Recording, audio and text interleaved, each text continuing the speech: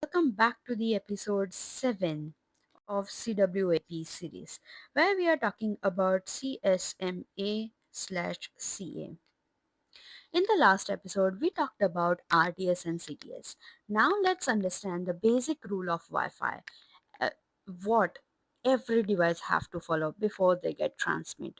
So, CSMA slash CA, it stands for Carrier Sense Multiple Access with Collision Avoidance.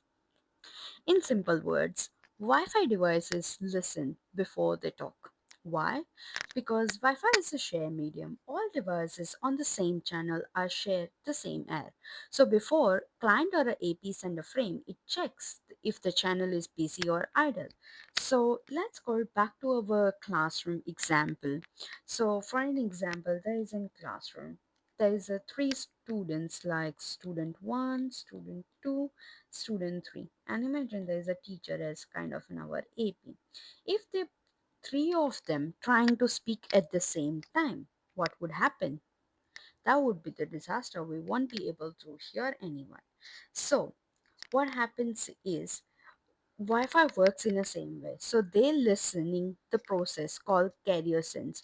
So there is a two types of it. So one is physical carrier sense, and the second one is virtual carrier sense. So the physical carrier sense means basically the radio listen to the channel. It checks for the Wi-Fi signals or energy on the medium. Now versus virtual carrier sense is basically NEV. What is NEV? NEV is network allocation vector. So think of a nav as in like in virtual timer. If a frame says that medium is reserved for a certain amount of time, other station update the nav and stay client. So Wi-Fi listens in a two ways. One is a physical radio, which listens physically, and the station followed the nav time virtually. So now here is an important point. Wi-Fi uses the collision avoidance, not the collision detection. In an old wired Ethernet, it could detect the collisions while transmitting. But Wi-Fi cannot reliably transmit and listen at the same time on the same radio. So Wi-Fi tries to avoid the collision even before it even happened.